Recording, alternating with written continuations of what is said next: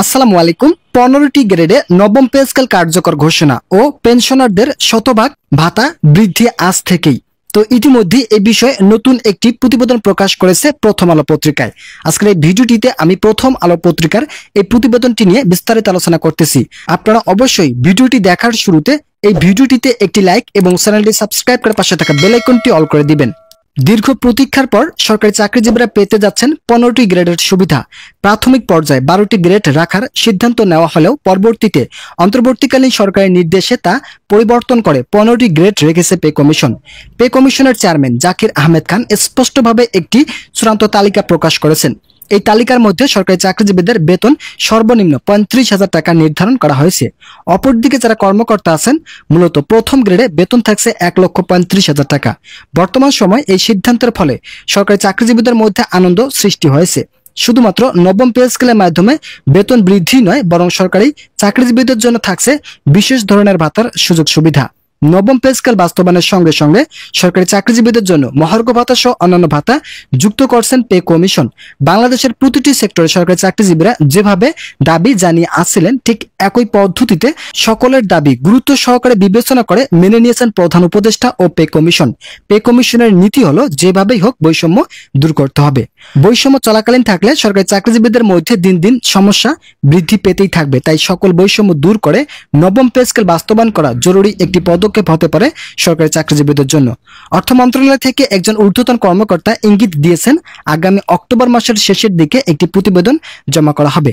এই প্রতিবেদনের মাধ্যমে সরকারি চাকরিজীবীদের নবম পে স্কেল সহ অন্যান্য সুযোগ সুবিধা বর্ধিত করা হয়েছে। ভিডিওটি চলাকালীন সময় আপনারা যারা এখন আমাদের এই চ্যানেলটি সাবস্ক্রাইব করেননি তারা অবশ্যই চ্যানেলটি সাবস্ক্রাইব করে পাশে থাকা বেল আইকনটি অল করে দিন। পে কমিশনের সদস্যরা ইতিমধ্যেই পেনশনারদের জন্য একটি গুরুত্বপূর্ণ তথ্য প্রকাশ করেছেন।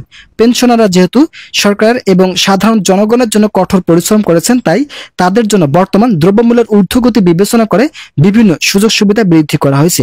অবসরপ্রাপ্ত সরকারি কর্মকর্তা কর্মচারীদের জন্য থাকছে বেতন বৃদ্ধি ও মহার্ঘ ভাতার সুবিধা।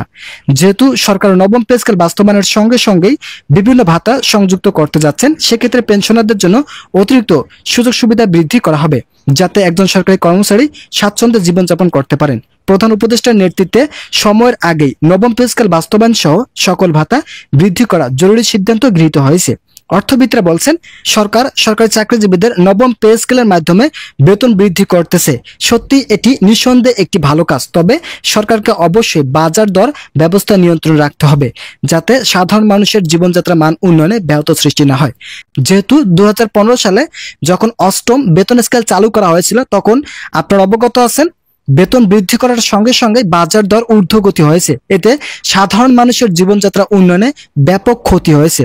সেক্ষেত্রে অর্থবিদরা বলেছেন, যদি নবম পে স্কেল বাস্তবায়ন করে সেটা অবশ্যই সরকারি চাকরিজীবীদের, বিশেষ করে কর্মচারীদের জন্য খুবই ভালো উদ্যোগ।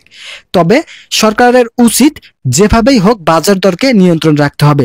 বাজার দর যদি নিয়ন্ত্রণ রাখা না যায়, তাহলে সাধারণ মানুষের জীবনমান উন্নয়নে ব্যাপক ঘাটতি সৃষ্টি হবে। তাই সরকারের উচিত অবশ্যই বাজার দরকে নিয়ন্ত্রণ রাখা। তো আজকের এই ভিডিওটি পর্যন্ত। আশা করি ভিডিওটি থেকে অনেক উপকার পেয়েছেন।